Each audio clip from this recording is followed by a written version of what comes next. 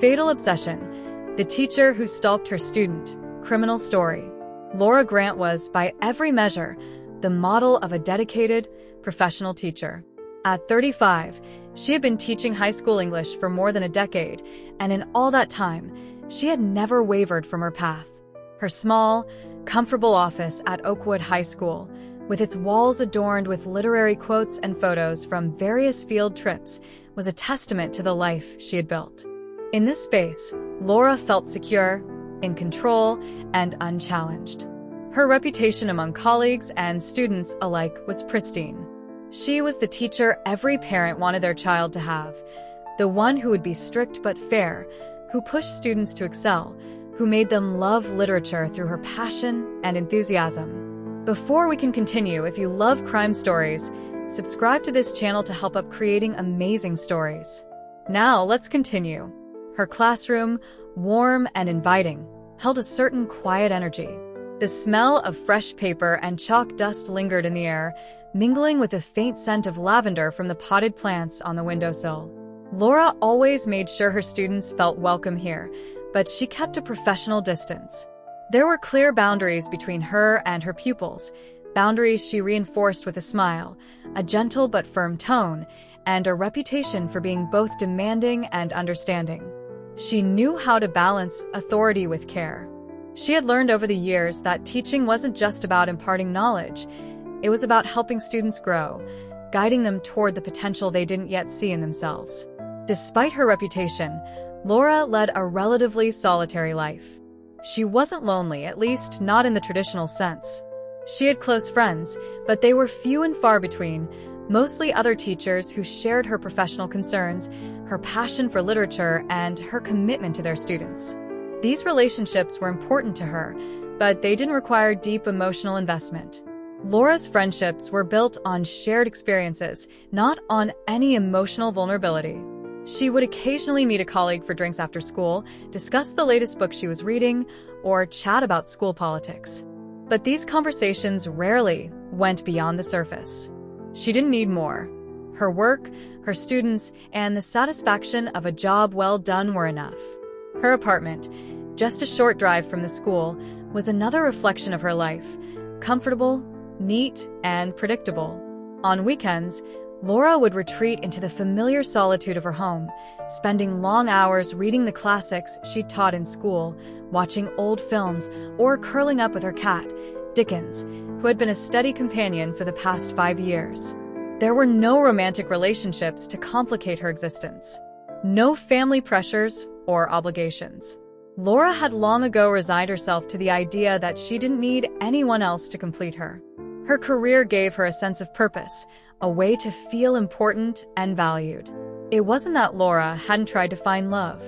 She'd had a few relationships in her 20s, brief affairs with men who seemed promising at first, but eventually they always ended.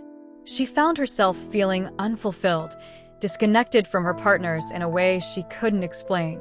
As the years went by, her romantic life became less of a priority, especially as her career took more of her time and energy.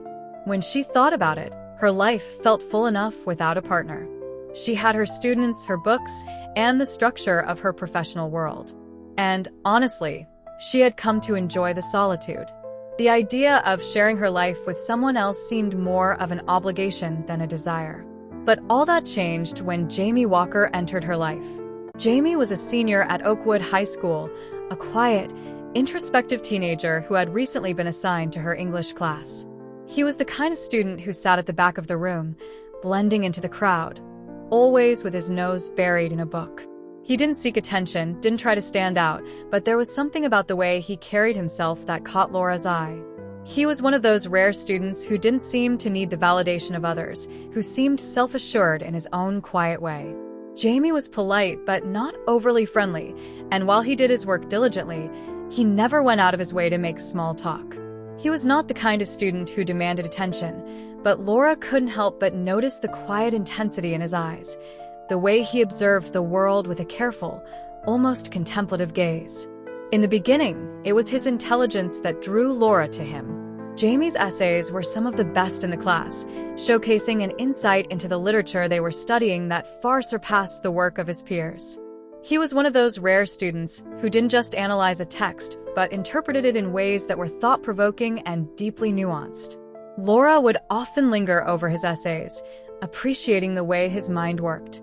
There was a maturity in his writing, a depth that made her think of him as more than just a student. She began to give him more attention in class, praising him publicly for his contributions, offering extra help on his assignments. At first, Jamie seemed a little uncomfortable with the attention, but he was always polite in his responses, appreciative of the encouragement. For Laura, these small exchanges became something to look forward to. She found herself seeking him out after class, wanting to engage in longer conversations about the books they were reading, asking him about his thoughts on various themes or characters. It was always professional, at least in her mind. She was simply nurturing a bright student's potential. But in the back of her mind, she couldn't deny the way Jamie's presence made her feel. He was different from the other students, more thoughtful, more present. She began to find herself thinking about him outside of school hours, wondering how his mind worked, what he was doing in his free time, what kind of person he was beyond the classroom. At first, she justified her growing interest in Jamie by telling herself that she was simply being a good teacher. After all, he was an exceptional student, and she felt a responsibility to nurture his intellect. But as weeks passed, Laura realized that her thoughts about Jamie were starting to shift. She didn't just think about his academic potential anymore. She found herself wondering about his life, his personal interests. She started to look for excuses to talk to him, to spend more time with him after class. There was something magnetic about him, something that stirred a longing in her. It was subtle at first, little things, like lingering in the hallway after class, waiting for him to approach her, or offering to help him with assignments he hadn't requested help on. But soon, Laura's behavior began to take on a new dimension. She started to pay more attention to his schedule, finding ways to bump into him after school or in the hallways, often making casual remarks about something she'd seen him do or mention. She would talk to him about his interests, about the things he liked to read, the music he listened to. Her curiosity, once purely academic, began to blend with a more personal interest. She found herself excited by the idea of him, by the mystery he presented. He wasn't like the other students. He was intelligent, introverted, and intriguing, and Laura began to believe that she had a special connection with him, something that no one else could understand. The first time she saw him outside of school, by chance, was an accident, or so she told herself. She was shopping at the local bookstore when she spotted him across the room, browsing through the same section of classic literature. She didn't approach him immediately. Instead, she watched him from a distance, intrigued by how comfortable he seemed among the bookshelves, how at ease he was with himself. It was a fleeting moment, but it felt significant to Laura. She wondered if he recognized her from school, if he thought about her as often as she thought about him. After all, they shared a connection that no one else seemed to understand. From that moment on, her thoughts about Jamie consumed her. She began to create small excuses to see him, to be near him. It started innocently enough, offering to help him with extra reading or discussing an assignment in more detail. But deep down, Laura knew that her interest in him had crossed a line. She told herself that it was nothing more than a teacher's natural affection for a gifted student, but in her heart, she knew it was something more.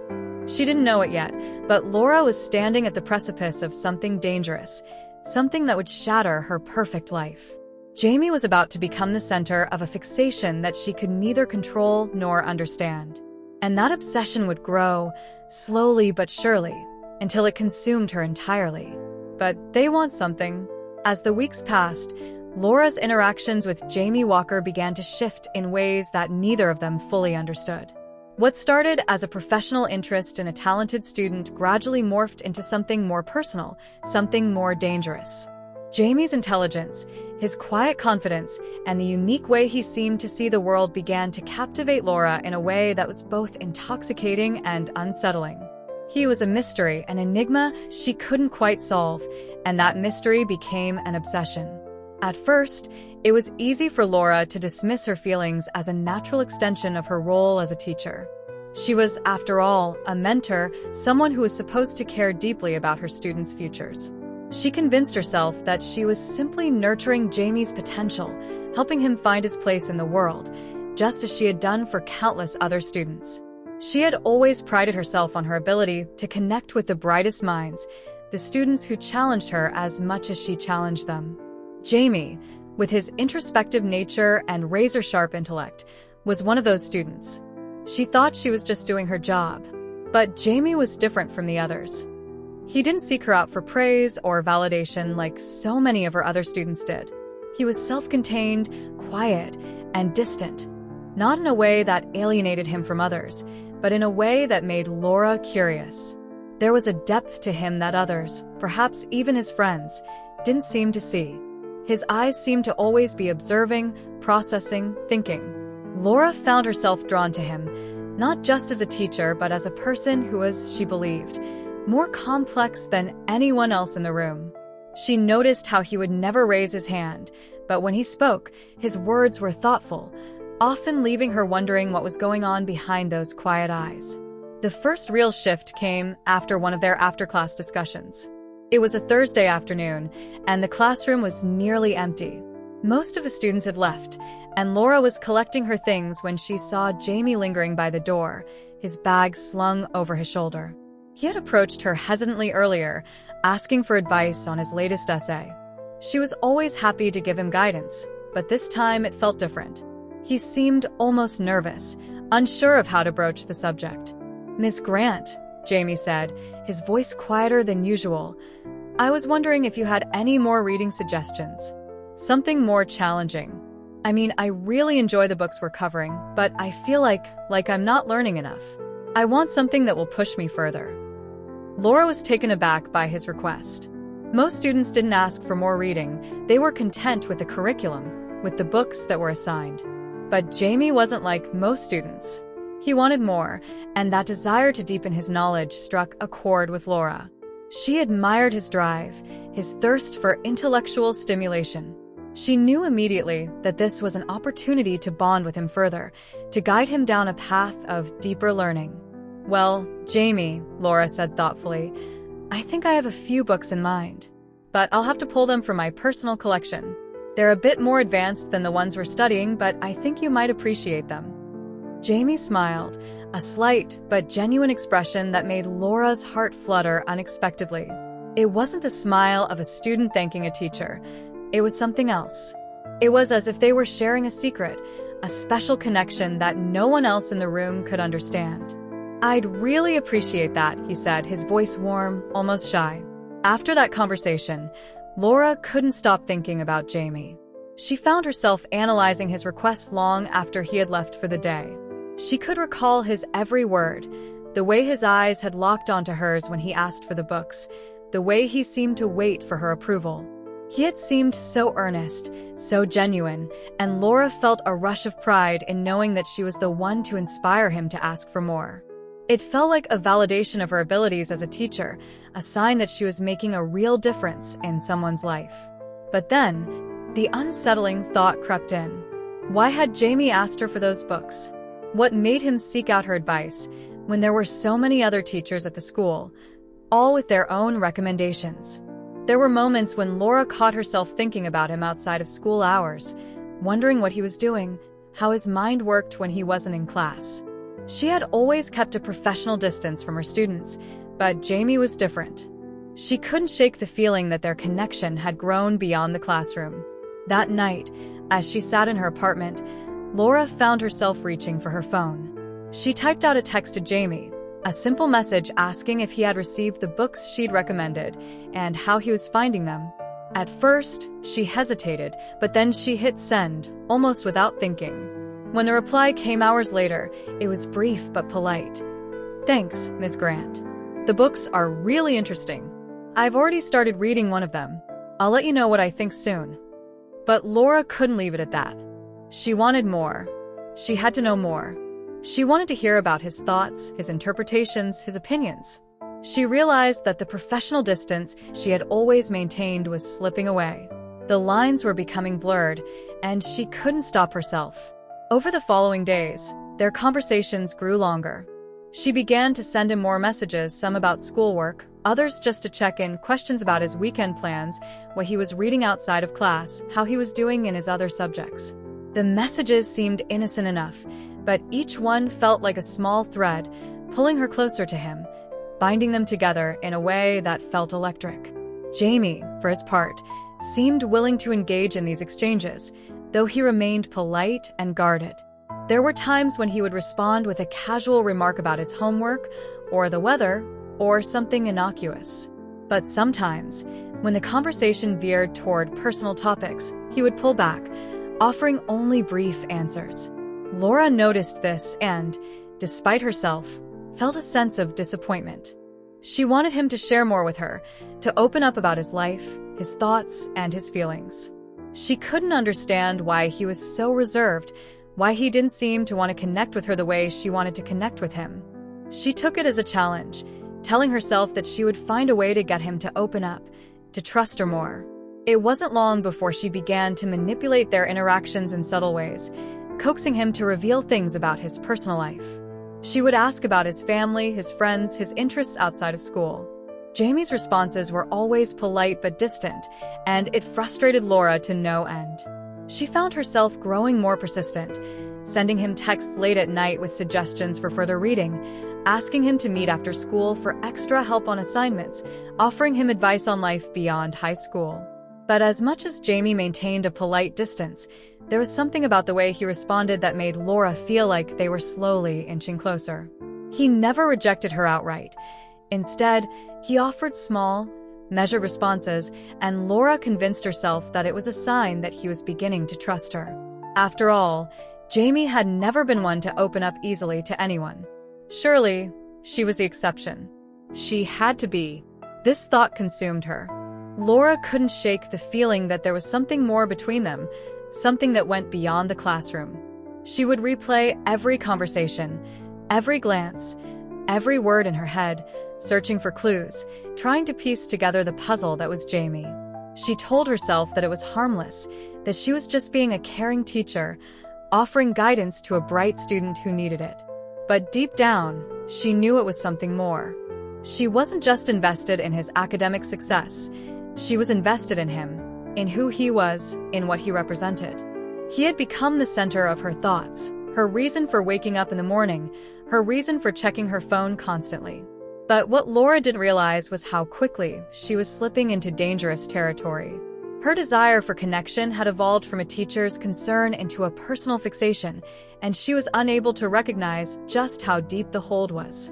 She was addicted to the idea of Jamie, to the intellectual connection they shared, to the possibility that he might one day see her not just as a teacher, but as someone who understood him, someone who could fulfill the empty space in his life. It was only a matter of time before this craving for connection, this dangerous desire, would spiral out of control. They enter an unfamiliar situation. Laura Grant had never allowed herself to be so consumed by a student before. She had always prided herself on her professionalism, on the careful boundaries she maintained between herself and her students. But now, in the quiet moments between lessons and late into the evenings when she lay awake in her small, tidy apartment, she found herself thinking about Jamie Walker more than she thought was healthy. What had started as admiration for his intellect, his quiet confidence, had grown into something far more consuming, an obsession she couldn't shake. She told herself it was harmless. After all, she was his teacher, and all she was doing was offering him a little extra guidance, a little more attention than she gave to other students. But deep down, she knew she was crossing lines, and the more she justified her actions, the further those lines seemed to blur. It started innocuously enough, texts about assignments, a recommendation here and there, brief conversations after class. But soon, Laura found herself seeking more opportunities to be close to Jamie, to interact with him outside of the controlled environment of the classroom. The professional distance that had once seemed so natural to her now felt suffocating. She began to crave the connection with him, the feeling of being seen and understood by someone so thoughtful, so perceptive. One day, after class, Laura found herself lingering in the hallway, hoping for just a moment of interaction. She had suggested Jamie stay after for extra help on an assignment, something that would allow her a reason to be near him, to talk to him without seeming intrusive. But as the minutes ticked by, Laura's heart raced. She could hear the low murmur of students outside, the clatter of lockers opening and closing as the rest of the school emptied for the day. Jamie had told her he would stay for the extra help, but there was no sign of him yet. She had sent him a brief text to remind him, but he hadn't replied. Her thoughts began to spiral. Was he avoiding her? Had she overstepped? Laura had never felt this anxious about a student before, not even when other students had been less than diligent. But Jamie was different. The thought of him not coming, of losing this connection, gnawed at her. Was she becoming desperate? Then, almost as if on cue, Jamie appeared at the end of the hallway. He looked slightly disheveled, his shirt untucked, and his backpack slung carelessly over one shoulder. He spotted her, his eyes briefly meeting hers, and gave a small, hesitant nod. Laura's heart skipped a beat. "Hey," Jamie said, his voice low, almost apologetic. "Sorry I'm late. I got caught up in something." "No problem," Laura replied, trying to keep her voice steady. "I'm just glad you're here. I know you've been working hard on that essay. How's it going?" Jamie shrugged. "It's okay. I just want to make sure I'm doing it right." He paused, shifting his weight from one foot to the other. "But if you've got time, maybe we can go over it now?" Laura's mind raced. This was the moment she had been waiting for, the chance to spend time with him, to connect with him one-on-one. "Of course," she said, her voice smooth and encouraging. "Let's head to my office. We can work through it together." As they walked down the hallway, Laura couldn't help but feel the intensity of the moment. It wasn't just the opportunity to help Jamie academically, it was the feeling of being alone with him, of sharing this private space where the world outside didn't exist. She found herself keenly aware of his presence next to her. The way he walked, his silence, the way his hands fidgeted with the strap of his bag. Once they were in her office, Laura closed the door behind them, ensuring they were alone. It was a small gesture, but it felt significant. She wanted to make sure that nothing would interrupt this moment, this connection she was nurturing. The room was quiet, filled only with the soft hum of the air conditioner. Jamie sat down at the desk across from hers, and Laura pulled out his essay from the stack of papers on her desk. As they went over the paper, Laura's attention to detail became sharper, more focused. She asked probing questions about Jamie's analysis, pushing him to think more deeply about certain themes and characters. As the minutes passed, Laura felt an overwhelming desire to dive even deeper into the conversation. She wanted to know more about Jamie, about his life, his thoughts. Her professional role, once so clear to her, began to fade away. "You've got a real talent for analysis," Laura said, her voice almost softer than she intended. "You see things that other students don't. I think that's why your work stands out." Jamie gave a small smile, his cheeks flushing slightly. "Thanks. I think about things a lot, I guess. It's how I work."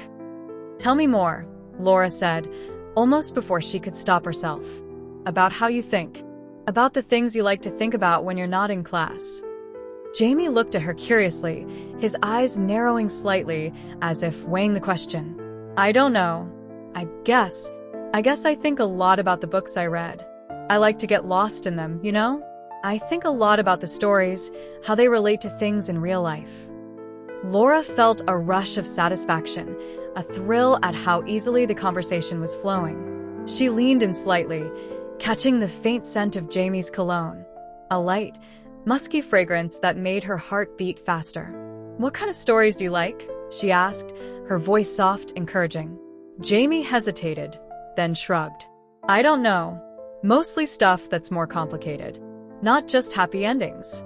I like things that make me think, that make me feel something." "I understand," Laura said, her voice nearly a whisper now. "I love stories like that too. They stay with you long after you've finished reading them." The conversation shifted to other topics, books they both liked, music they both appreciated. But all the while, Laura found herself increasingly aware of how close they were, how intimate the exchange had become. In those quiet moments, as Jamie spoke of his favorite novels, his voice becoming more animated, Laura allowed herself to picture what it would be like if Jamie were not just her student, if there were no boundaries between them. She quickly pushed the thought away, shaking her head as though trying to clear it. But the thought lingered, faintly at first, then with increasing clarity. By the time Jamie finally left, the sun had begun to dip low in the sky, casting a golden glow through the windows of the hallway. Laura stood by her office door, watching him go, and felt an overwhelming sense of loss. The empty silence that followed seemed to stretch on for far too long. She should have been focused on the rest of her work, on preparing for the next day's classes, but all she could think about was Jamie's face, the warmth of his smile, the way he had looked at her when she had complimented him. That night, as Laura sat in her apartment, the silence pressing in around her, she realized that she couldn't stop thinking about him. The more she told herself that this was all just innocent guidance, the more she realized it wasn't. She was feeling something for Jamie, something more than what was appropriate, more than what was healthy. She found herself checking her phone constantly for new messages from him, even though they were brief and impersonal. Each text, each reply, gave her a sense of hope, a false hope that maybe Jamie was feeling the same way. The next day, when she saw Jamie in the hallway between classes, her heart quickened. He didn't seem to notice her at first, lost in his own thoughts, but when he finally caught her gaze, he gave her a small, polite nod.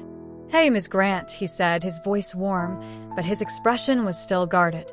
Laura smiled, though it felt strained. "Hey, Jamie. How's the essay coming along?" He shrugged. "It's fine. I'm still thinking it through, but I'll let you know if I need more help." "I'm always here if you need anything," Laura said, her voice just a little too eager. Jamie nodded, then quickly turned and walked away, disappearing into the flow of students. Laura stood there for a moment, staring after him. The brief interaction left her feeling both elated and disheartened. Was he pulling away? Or was it just her imagination? For the first time, Laura realized that she had crossed a line. She had stepped into a territory she didn't fully understand. She was no longer just a teacher trying to help a student succeed. She was someone who was emotionally invested in Jamie in a way that was dangerous, a way that she couldn't undo. She didn't know how much longer she could keep pretending that everything was normal, adapt to it. The weeks after that afternoon in her office were a blur of conflicting emotions for Laura Grant.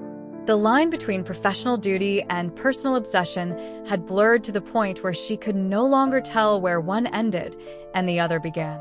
Every day, she found herself spiraling deeper into her fixation with Jamie.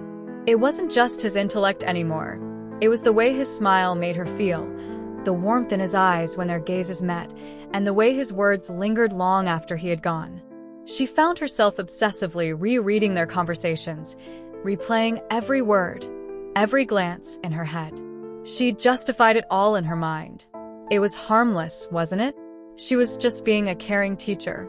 But deep down, a nagging sense of unease began to settle in her stomach, a feeling that she was walking a dangerous line, and she was too afraid to look down.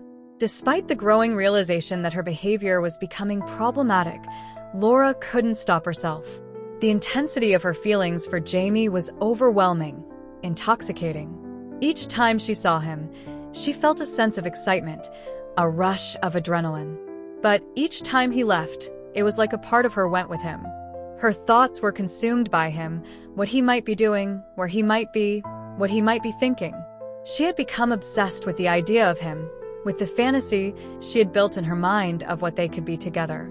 She knew it was wrong. She knew it was dangerous. But she couldn't help herself. It started to affect her work. Laura, who had always been known for her sharp focus and dedication to her students, began making small mistakes in her lesson plans, forgetting important meetings, and becoming distracted during lectures. Her colleagues noticed, but no one said anything. It wasn't until one of the senior teachers, Mrs. Whitaker, mentioned that she had seen Laura standing outside the classroom after hours that the alarm bells started ringing. Mrs. Whitaker had asked her if she was all right, if she needed help. Laura had quickly dismissed her, saying she had been finishing up some work. But deep down, she knew it wasn't just work she was staying late for. She was hoping to see Jamie again, to talk to him, to be near him. The guilt was eating her up inside. The more she indulged her need to be close to Jamie, the more she realized how much she had crossed a line. Yet she couldn't stop. Every time she saw Jamie, her heart skipped a beat, and the world outside seemed to fade away. The emotional connection she had begun to form with him felt like a lifeline, something she needed to hold on to, something that gave her life meaning beyond the mundane existence she had led for years. It was as though Jamie had become the center of her universe, the one person who understood her, who made her feel seen and heard in a way no one else had. But it wasn't just Jamie who had started to feel the strain. Laura's personal life began to unravel as well. She had been avoiding her friends and family, canceling plans with them in favor of staying at school, or checking her phone for new messages from Jamie. Her best friend, Rachel, had asked her out for dinner several times, but Laura kept coming up with excuses. "I'm too busy," she would say. "Maybe next week." But next week never came. Her social isolation grew worse. She found herself withdrawing from everyone except Jamie. She had convinced herself that no one could possibly understand the bond she shared with him, the connection that was so deeply personal and intimate. She had rationalized everything in her mind, every text message, every after-school meeting, every fleeting glance. She convinced herself it was a normal part of teaching, a teacher-student relationship that had simply transcended the usual boundaries. It was a dangerous game, and deep down, she knew it, but she couldn't stop herself. Every interaction with Jamie seemed to pull her in further. Jamie, for his part, remained polite but distant. He responded to her texts, but they were short and formal, never giving her the warmth she so desperately sought. There were moments when he seemed to appreciate her help, when he asked for more books, when he stayed late after class to ask for feedback on his work, but there were other moments when he seemed to pull away. When Laura tried to talk to him about more personal topics, his responses were brief, almost as if he were shutting her out. She noticed it, of course. She saw the guarded way he would look at her sometimes, as though he was unsure of her intentions. But still, she convinced herself that he was just shy, that he wasn't yet ready to open up. He would eventually. She just needed to give him more time. It was in these moments, when Jamie seemed distant or unavailable, that Laura felt a surge of desperation. She found herself waiting for him, looking for excuses to be around him. Sometimes, she would accidentally cross his path in the hallways, pretending to be on her way to a meeting or the teacher's lounge. She had no real reason for being there, but she didn't care. She just wanted to see him, to feel his presence near her. The feelings she had for him had grown so intense that every encounter, no matter how brief, felt like a validation of everything she had built in her mind. It was around this time that she made the first significant decision that would push the boundaries even further. She had been going through Jamie's schedule, looking for ways to get closer to him, when she noticed a gap in his calendar, an afternoon where he didn't have any classes.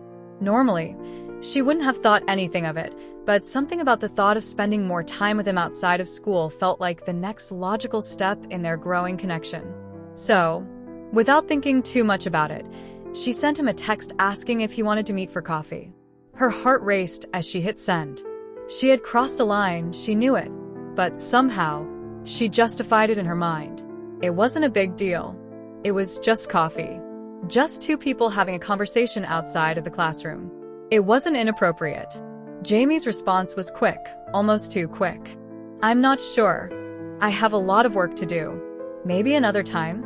He didn't outright reject her offer, but the hesitation was there. Laura, of course, took this as an opening. "No problem," she replied. "Just thought I'd ask. If you change your mind, let me know." It wasn't long before Laura began showing up at the cafe on the days she knew Jamie was free, sitting in the corner, pretending to sip her coffee, watching the door for his arrival. Sometimes, she saw him pass by on the street, heading in the other direction, and she would feel an immediate pang of disappointment. Other times, he would walk in, and she would wave casually, as though it was completely normal for a teacher to be waiting for a student in a cafe after school. She could feel her heart race with each interaction, each fleeting exchange. But the more Laura tried to break through Jamie's distance, the more she began to feel a sense of dread creeping in. There were moments when she would catch him looking at her, just a brief glance, a flash of recognition before he turned his attention elsewhere, and her mind would start to spiral. Was he uncomfortable with her presence? Did he feel the same pull she felt toward him, or was she just another teacher in his life, someone he was forced to tolerate? Despite the uncertainty that gnawed at her, Laura pressed on. She began to rationalize his distance. Maybe Jamie was just shy. Maybe he was afraid of crossing a line himself. Maybe he just didn't know how to handle someone like her, a teacher who cared so much about his future, who wanted to help him succeed in every possible way. She told herself these things as she went home each night, staring at her phone, waiting for a text or a sign that Jamie was finally beginning to understand how much she cared. But as the days wore on, Laura felt herself growing more frustrated, more desperate. She couldn't control the way Jamie responded to her. She couldn't make him want her the way she wanted him. She had tried everything, being supportive, patient, kind, but nothing seemed to break through. The connection she had built in her mind, the dream of what could be, was slowly slipping away, and the more she tried to grasp it, the more it eluded her. This was the point where Laura began to realize the consequences of her actions. She had convinced herself that everything was fine, that she could maintain this carefully crafted illusion of a perfect connection with Jamie. But the cracks were starting to show. The guilt, the anxiety, the increasing sense that she was losing control, these feelings were overwhelming. And still, she didn't stop. Instead, she doubled down. She started seeking out Jamie more often, finding new excuses to be around him, to talk to him. She ignored the warning signs, the growing sense of discomfort in her chest, the sense that something was terribly wrong. But Laura was too far gone. She was now in a world of her own making, one where reality and fantasy collided, and the line between teacher and student had been erased completely. Get what they wanted. The moment Laura received a text from Jamie agreeing to meet outside of school, her heart skipped a beat. She stared at the message, rereading it several times to make sure she wasn't imagining it. He was finally meeting her, finally willing to step outside the rigid boundaries that had kept them apart for so long. She was exhilarated, thrilled at the thought that after weeks of careful planning, of trying to break down his walls, she had finally succeeded. The text was simple enough. Sure, I'll meet you at that cafe tomorrow afternoon. Around 3? Laura's fingers trembled as she quickly typed back, her response quick and eager. Sounds perfect. I'll see you then. As soon as she hit send, she felt a rush of warmth spread through her body, as though every inch of her being had been waiting for this moment, for Jamie to agree to spend time with her outside the structured setting of the classroom. It was a victory, her victory. The culmination of everything she had hoped for, everything she had fantasized about in the quiet moments of the night. The next day, Laura spent hours preparing for the meeting, more focused on her appearance than she had been in years. She picked out a dress she hadn't worn in a long time, one she knew would catch Jamie's eye, and spent extra time on her makeup, ensuring that she looked her best. She had always been careful about her appearance around her students, professional, tidy, never too revealing, but today felt different. Today, she wasn't just a teacher. She was a woman, meeting a young man for coffee, to talk, to connect. As she sat at the cafe, waiting for Jamie to arrive, her mind raced. What would they talk about? How would she approach him? What would they discuss? Every question spun around in her head, filling her with a sense of nervous excitement. She had prepared for this moment, had built it up in her mind for weeks. She wanted it to be perfect. Everything had to go smoothly. Finally, she saw him walk through the door. Jamie was dressed casually, wearing a hoodie and jeans, looking young and a bit out of place in the coffee shop, as though he wasn't entirely comfortable being there. His eyes scanned the room before they landed on her, and for a moment, Laura felt a sense of validation, as though everything was falling into place. He walked toward her, and she stood up, her heart beating faster with each step he took. She tried to keep her composure, to seem casual, but inside, she was bursting with anticipation. This was it. "Hey," Jamie said, his voice low and somewhat uncertain. He pulled out the chair across from her and sat down, glancing around the cafe awkwardly before meeting her gaze. "Hi, Jamie. Laura replied, smiling a little too brightly. She gestured to the menu. What would you like to drink? He seemed to hesitate before ordering a simple black coffee. Just a coffee, thanks, he said, his eyes darting around the room again. There was something about his posture that told Laura he was still unsure of the situation, still unsure of her intentions. She smiled and nodded, trying to reassure him. That's fine. I'll get it. When she returned to the table with their drinks, Laura tried to make the conversation feel as normal as possible, like two adults casually catching up over coffee. So, she said, her voice warm, trying to make him feel comfortable. How's everything going? The semester's almost over, right? Jamie took a slow sip of his coffee, clearly uncomfortable. Yeah, it's going fine. Just trying to get everything done, you know? Laura nodded, leaning in slightly, trying to bridge the gap between them. I know exactly what you mean. It's always stressful at the end of the term, but you've been doing great. Your essays have been real. Invasive. Jamie gave a small, polite smile, but didn't seem to take the bait. Thanks. I'm just trying to get through it. School's not really my thing, you know? Laura's heart skipped. This was it. This was the moment she had been waiting for, the opportunity to connect with him on a deeper level. I understand, she said, her voice softening. But you're really talented. You have such a unique way of thinking. It's not just about school. It's about who you are, how you see the world. Jamie looked at her, his expression unreadable. For a moment, there was a silence between them, thick with unspoken words. Laura felt as if she were standing on the edge of something important, a precipice from which she could either fall or soar.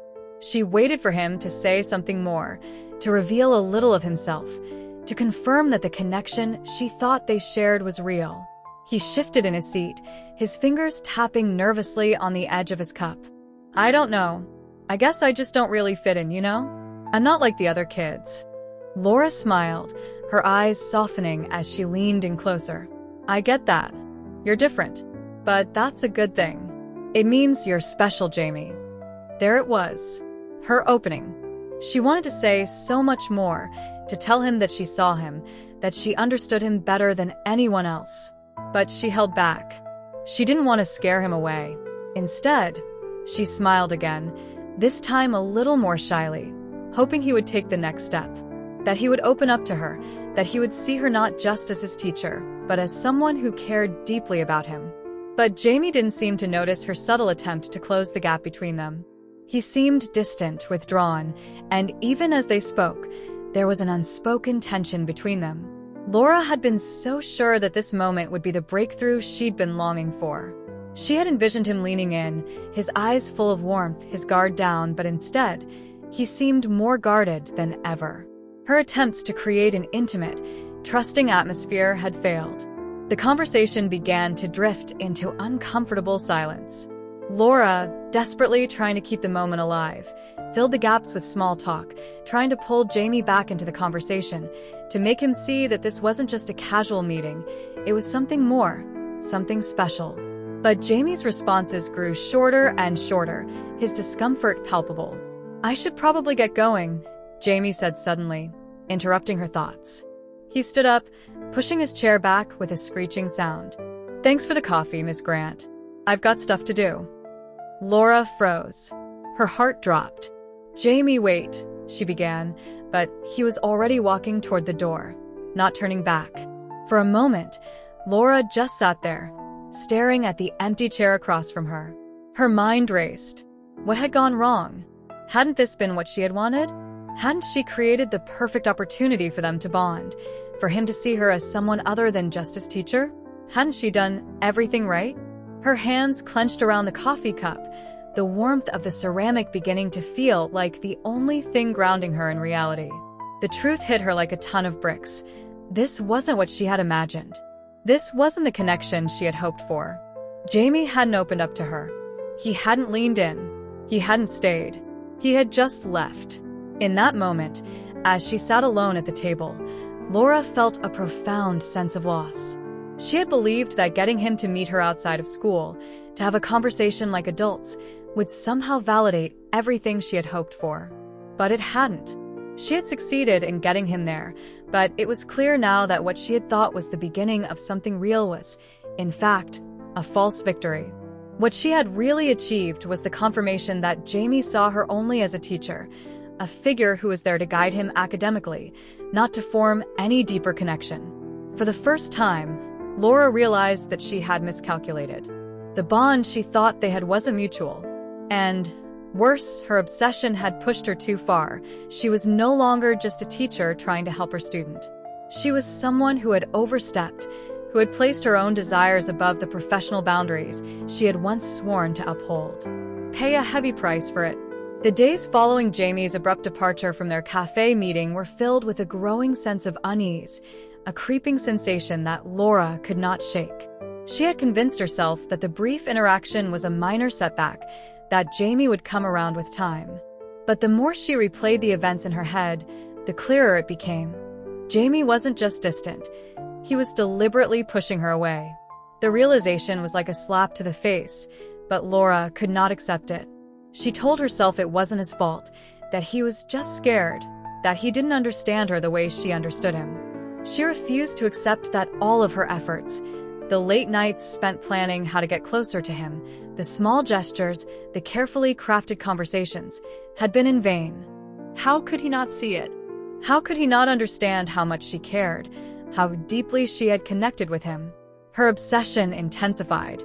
There was no turning back. Laura's once orderly life began to unravel as her focus shifted entirely to Jamie. Every text message, every interaction became a source of both hope and desperation. She started obsessing over the smallest details, his tone in texts, his body language when they passed each other in the halls, the brief moments they shared in class. Each interaction, no matter how brief, felt like a precious gem in an increasingly brittle world. At first, she tried to push past the sense of rejection she felt. She continued with her teaching duties, but her once sharp focus and professionalism began to falter. She spent hours analyzing every look Jamie gave her, replaying their conversations in her mind, trying to find meaning in the spaces between the words. She sent him texts, innocent enough on the surface, that she convinced herself were normal, even helpful. "I hope you're doing okay. Let me know if you need any help with the essay. I just wanted to check in. Make sure you're feeling good about the exam." But the responses were always short, always polite, but never warm. "Thanks, I'm fine. I've got it. I'm good, don't worry about me." It was becoming increasingly clear to Laura that Jamie was not interested in engaging with her outside the classroom. But rather than pulling back, her obsession only grew stronger. Each of his responses, however brief, felt like a lifeline. And when he didn't respond at all, Laura's heart would sink into a pit of frustration. One afternoon, Laura decided to visit Jamie at his home. She had no real excuse to be there, but the idea of being near him, of seeing him outside the sterile, controlled environment of the school, was something she could not resist. She rationalized it as just checking in on a student she was concerned about, something no one would question. He had been underperforming on a few assignments, and maybe, just maybe, if she saw him outside the school, they could have an honest conversation. A real conversation. Maybe it was the push he needed to realize how much she cared. But when she arrived at his house, she found that he wasn't home. She stood on the sidewalk in front of his house, feeling foolish and self-conscious. Her heart raced as she looked up at the windows, wondering if he might be looking out from behind the curtains. For a brief moment, she wondered if he had seen her car pull up, if he had noticed her presence and decided not to answer the door. It didn't matter. She had come this far. She needed to see him, even if it meant standing there in the cold, waiting. The minutes stretched into what felt like hours. Laura's mind began to race. Why hadn't he come out? Did he know she was here? Was he avoiding her on purpose? Had she gone too far? The doubts began to pile on top of each other until she was no longer sure whether she was acting out of care for him or out of some twisted need to possess him, to force him into the kind of relationship she had fantasized about. Her thoughts were interrupted when she saw Jamie walking down the street, talking with a friend. As he neared the house, Laura felt a rush of panic. She quickly got into her car, pretending that she was just passing by. But as she watched Jamie from a distance, her heart hammered in her chest. She wanted to stop him, to tell him everything, to beg him to see things from her perspective. But instead, she drove away, her mind swirling with frustration, anger, and regret. That night, Laura couldn't sleep. Her thoughts kept racing, relentlessly turning over every detail of the encounter. She had failed again. She hadn't been able to connect with Jamie, hadn't been able to break through the walls he had built. Her need for him, for his attention, was becoming an all-consuming force. The more she tried to pull away, the more deeply embedded she became in her obsession. The following days at school were a blur of professional detachment, but internally, Laura was spiraling. She had become increasingly erratic. Her colleagues had begun to notice her strange behavior, her distracted looks, her lack of focus in meetings, the nervous energy that seemed to radiate from her whenever Jamie was near. One afternoon, Mrs. Whitaker, the senior teacher who had noticed Laura's unusual behavior in the past, pulled her aside after a staff meeting. "Laura," she said softly, her tone concerned but cautious. "I've noticed you've been a little off lately. Is everything okay? You've been distracted, and I think people are starting to notice. Is something going on?" Laura stiffened. She had always been a private person, someone who prided herself on her ability to keep her personal life separate from her professional life. But now, with the walls closing in on her, she felt cornered.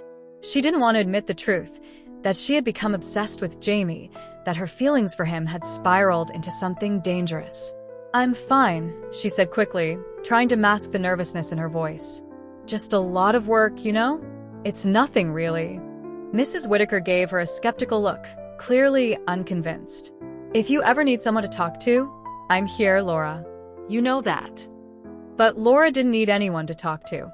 She didn't want help. What she wanted was Jamie. And it was then that the obsession crossed a new, terrifying threshold. That night, as she sat alone in her apartment, the weight of everything that had happened, the rejection, the isolation, the constant need to be close to Jamie, began to take its toll. The emptiness inside her seemed to expand, swallowing her whole. She was no longer just a teacher, no longer just a person living her life day by day. She had become a woman consumed by desire, by a need that felt uncontrollable, unrelenting. The next day after school, Laura made a decision. She was going to confront Jamie. Not just in a casual meeting, not in the school hallways, but in a way that would force him to see her, to acknowledge her, to understand her. She was done waiting, done playing the game. She was going to make him understand. She waited outside the school after hours, her heart pounding in her chest. She knew where Jamie lived now. She had done the research, checked his social media, and confirmed his address. She knew his routine. She knew when he went to the gym, when he walked home. She knew exactly when he would be passing by the park near his house. Laura stood in the shadows, hidden by the trees. She watched Jamie as he walked down the street, oblivious to her presence. And then, with a deep breath, she stepped out from behind the tree and called his name. "Jamie." He stopped, his head snapping around in confusion. His eyes widened when he saw her standing there, a nervous, frantic look on her face. "Ms. Grant? What are you doing here?" "I need to talk to you," she said, her voice trembling with desperation. "I need you to understand." But as Jamie stepped back, fear filling his eyes, Laura's emotions boiled over. Her mind snapped. She couldn't let him push her away again. She couldn't let him ignore her. Not now. Not after everything she had done to make him see her. And in that moment, Laura lost all sense of reason. With a scream, she lunged forward, her hands shaking with rage and desperation. She had crossed the final line, the line between obsession and madness, then returned to their familiar situation, armed with a new truth. The days that followed the attack were a blur of flashing lights, sharp voices, and a sense of weightlessness. The world outside had continued as if nothing had happened, but Laura felt as if she had fallen into another dimension, one where nothing made sense anymore, where everything had changed, and yet, she was still standing in the same place. She had never thought it would come to this. The quiet hum of the classroom, the smell of chalk and erasers, the innocent exchanges between students, Those were the things that had defined her life for so long. They were her comfort zone, the things that grounded her. But now, even those simple moments felt like a foreign landscape. Her actions had shattered the fragile veneer of control she had once maintained. And with every passing second, as the reality of her crime set in, she realized there was no going back. The police had arrived at the park in time to stop her, their sirens blaring in the distance, but not before Laura's attempt at confrontation had turned into something far darker. She had not only assaulted Jamie but had done so with a ferocity she couldn't explain. In the heat of her obsession, she had lost all sense of control. It was as if everything inside her had snapped. The rational thoughts, the self-awareness, everything that had kept her grounded had simply vanished. Now, as she sat in the sterile white room of the interrogation facility, Laura's mind reeled. She had been arrested, charged with attempted homicide, and the details of the attack were still a blur. She remembered the look of fear in Jamie's eyes as she reached for him, her hands shaking as she tried to make him understand.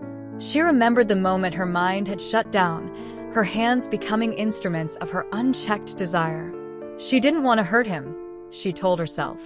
But somewhere, deep down, she knew she had. She had wanted to force him to see her. To force him to understand. And in doing so, she had crossed a line from which there was no return. Her first night in custody was spent in a cold, windowless cell, the hum of fluorescent lights overhead mocking her isolation. She had been stripped of everything, her career, her identity, and, perhaps most painfully, the fantasy she had carefully cultivated about her relationship with Jamie. There was no one to talk to, no one to explain herself to. Just the relentless tick of the clock and the slow realization that she had lost everything. Her trial was swift, and the evidence against her overwhelming. The hundreds of messages she had sent Jamie, the notes she had kept detailing his schedule, the numerous times she had visited his house, all of it painted a clear picture of a woman who had crossed boundaries far beyond what was acceptable. The judge's words echoed in her mind as she sat in the courtroom, the weight of her actions sinking in with each syllable. "You've violated the trust of a student," the judge had said. "You let your obsession cloud your judgment, and as a result, you are facing serious charges. There can be no excuse for what you've done." As the trial wore on, the reality of her crime began to settle deep into her bones. The students who had once looked up to her, who had trusted her with their futures, now saw her as a predator. The colleagues she had worked beside for years, those who had once admired her dedication to teaching, now avoided her as though she were a pariah. She had destroyed everything, her reputation, her career, her life. And all because of an obsession that had spiraled out of control. The most difficult part was the confrontation with Jamie. He had testified against her during the trial, his voice shaking as he recounted the moments leading up to the attack. She had been in the courtroom, watching him from across the room, but it had felt like she was in another world, detached from the reality of the situation. Jamie's words cut through her like a knife. She wasn't just a teacher, he had said. She was someone who wanted more. She wanted me to feel something for her that I didn't. And when I didn't, she snapped. Laura had wanted to shout at him, to tell him he was wrong, to tell him she hadn't wanted to hurt him. But she knew, deep down, that his words were true. She had let her desire consume her, and in doing so, she had lost all sense of right and wrong. She had taken a risk that no one had ever warned her about, the risk of crossing the line between teacher and student, between respect and obsession. Her lawyer had advised her to remain silent, to accept the consequences of her actions. There was no real defense to offer, no justification for what she had done. The only thing left for Laura now was to face the consequences. And even as she sat in that cold courtroom, she felt as if her life was slipping through her fingers, like sand in the wind. The prison sentence was long, years, not months, and the silence of the cell was deafening. The walls, once so far away from her, were now her constant companions, and every moment in that confined space brought her face to face with her own demons. The fantasies that had once seemed so real now felt like a cruel joke, a twisted game of self-deception. In the silence, She could hear her own thoughts more clearly than ever before, and the truth was undeniable. She had let herself become consumed by a desire that had destroyed her life. In the prison yard, she tried to keep to herself. She saw other women, many of whom were here for crimes that were far less heinous than hers, but they were in some ways no less lost. They all carried their own burdens, their own stories of mistakes and regrets. But Laura's burden was uniquely hers. She had betrayed the very people she had sworn to protect and guide. She had not just ruined her own life, she had shattered Jamie's as well. The young man who had once trusted her now lived with the scar of her obsession, the wound of her betrayal. And for that, Laura could never forgive herself. Her days in prison blurred into one another. She spent her time in therapy, trying to make sense of what had happened, trying to piece together the fragments of her life that remained. Her therapist spoke to her about boundaries, about the importance of understanding one's emotions, and about the dangers of allowing feelings to consume you. But all Laura could think about was Jamie and how she had crossed that final line. The truth was simple. She had not just wanted to help him. She had wanted him for herself, and in doing so, she had destroyed everything that made her human. On the rare occasions when she was allowed to write letters, Laura sent one to Jamie. It was brief, carefully worded, and full of regret. "I never meant to hurt you," she wrote. "I see now what I've done, and I am so sorry for everything. I understand if you never want to speak to me again. You deserve to be free of me, and I hope you find peace." There was no reply, and Laura never expected one. Jamie had his own life now, his own future, and that was something Laura had taken from him. Months passed, and Laura slowly began to come to terms with the truth. She had been a teacher, someone who was supposed to nurture, guide, and support. Instead, she had become something unrecognizable. Her desire had Poisoned her, and in the process, she had lost everything that had once mattered to her. The life she had dreamed of, the future she had planned, had evaporated in a single moment of madness. She no longer saw herself as a teacher. She saw herself as a woman who had failed, a woman who had allowed obsession to overtake her rationality. She had learned, perhaps too late, that boundaries were not just lines to be crossed, but walls that were there to protect both herself and the people she cared about. The truth was that Laura had not just lost her job, her reputation, or even her freedom. She had lost her sense of self. The woman who had walked into that classroom so many years ago, full of hope and purpose, was gone. In her place was someone who would never be the same. But amidst the wreckage of her life, Laura held on to a singular truth. She was not the woman she had once been. She was someone new, someone who had learned the hardest lesson of all. In the quiet of her cell, she realized that in her obsession, she had not only destroyed her life, but had also irrevocably changed the course of Jamie's life as well. And for that, she would never forgive herself. Disclaimer: this channel does not support or tolerate any form of discrimination, racism, prejudice, or violation of human rights. The stories presented here are original and created by the author with the aim of promoting reflection, awareness, and dialogue. All content is developed with respect for diversity and the dignity of all people.